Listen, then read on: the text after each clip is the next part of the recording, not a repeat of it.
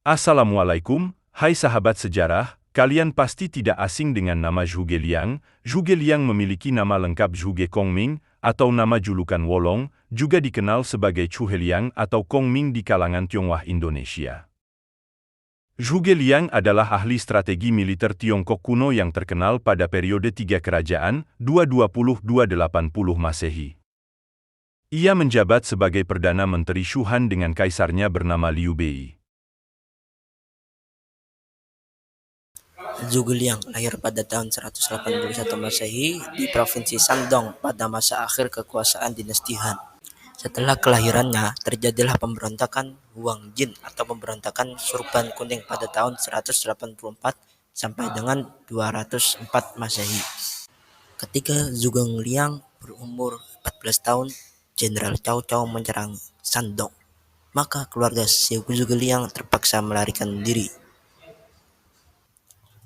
Di Hubei, Zhuge Liang bekerja sebagai petani di siang hari dan belajar di malam hari. Zhuge Liang membangun persahabatan dengan penduduk setempat yang merupakan kaum cendekiawan.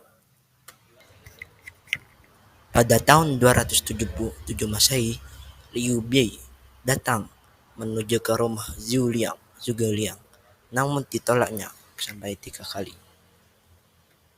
Maksud dari kedatangan Liu Bei adalah untuk merekrutnya sebagai salah satu komando perang yang dimilikinya. Namun karena keteguhan dan kejujuran dari hati Liu Bei, maka Zhuge Liang pun bersedia membantu perjuangan Liu Bei. Zhuge Liang pun memutuskan untuk meninggalkan desa kecilnya. Pada mulanya, Jenderal Guan Yu dan Zhang Fei, saudara angkat Liu Bei, tidak menerima kehadiran Zhuge Liang. Mereka heran kepada Liu Bei yang memberi kepercayaan penuh kepada Zhuge Liang yang masih muda dan tidak berpengalaman, namun diberikan jabatan yang tinggi yakni komandan tertinggi ketika melawan musuh. Meskipun begitu, pada tugas pertamanya Zhuge Liang dapat menunjukkan strategi yang hebat dan mengetahui arah gerak musuh yang menghasilkan kematangan mutlak atas Cao Cao. Hal ini membuktikan bahwa penilaian Guan Yu dan Zhang Fei itu salah. Liu Bei diperkuat oleh 5 jenderal harimau. Yang pertama, Guan Yu. Yang kedua, Zhang Fei. Yang ketiga, Zhao Yun. Yang keempat, Wang Zhong dan Ma Chao. Zhuge Liang pun membangun rencana aliansi Liu Bei dengan penguasa wilayah barat daya, Sun Quan. Pada tahun 208 Masehi, pasukan aliansi Liu Bei dan Sun Quan berhasil mengalahkan pasukan Cao Cao dalam pertemuan Chibi. Zhuge Liang memakai pengetahuan permintaan astronomi dan geografi iklim cuaca dalam membuat strategi dan siasat perang. Karena kehebatannya, Zhuge Liang ditugaskan sebagai penasihat para jenderal dari tentara Shu dan menyusun rencana untuk menahan tentara Cao Cao yang lebih kuat.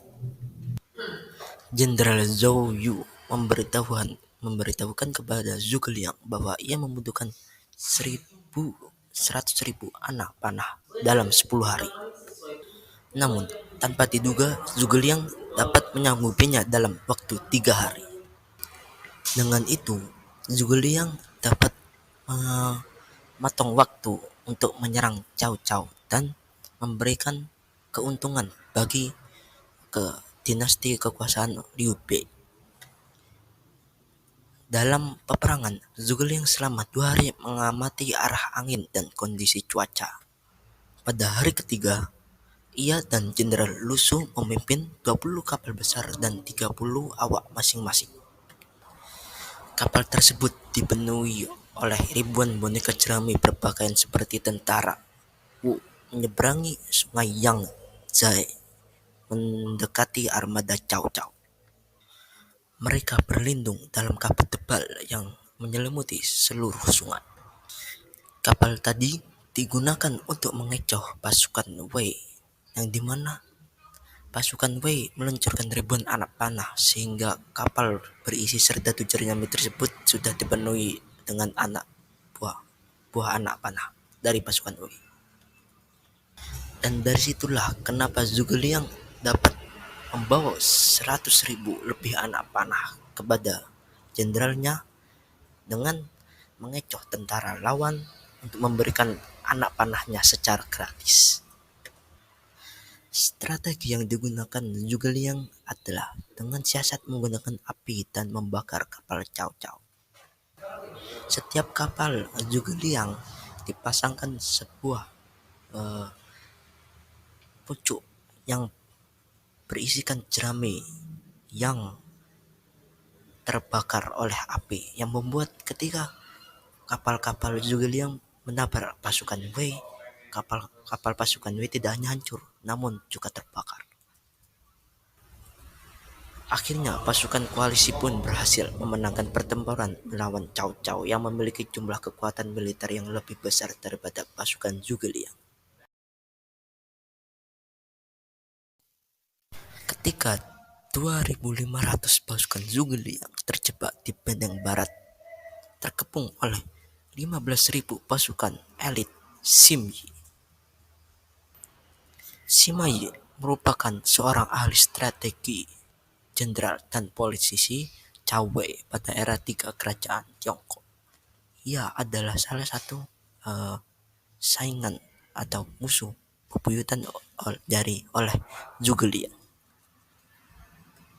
Namun kehebatannya masih jauh daripada Zhuge Liang. Zhuge Liang berhasil mengecoh Sima Yi dengan siasat benteng kosong. Taktik yang sangat terkenal dan kisahnya termasuk ke dalam 36 strategi Cina klasik. Dalam kondisi yang sakit keras, Zhuge Liang menunjuk Jenderal Liang Wei sebagai penerusnya. Zhuge Liang adalah sosok yang sangat tangguh, meskipun dia adalah orang yang sakit keras, namun dia tetap mengikuti peperangan dan tidak meninggalkan pasukannya. Sampai pada suatu hari di dataran Wuzhong pada umur 54 tahun, Zhuge Liang meninggal karena sakit dan kelelahan bekerja. Jiang Wei menjaga berita kematian Zhuge Liang, bahkan masih bisa mengelabui Sima Yi dengan adanya patung Zhuge Liang.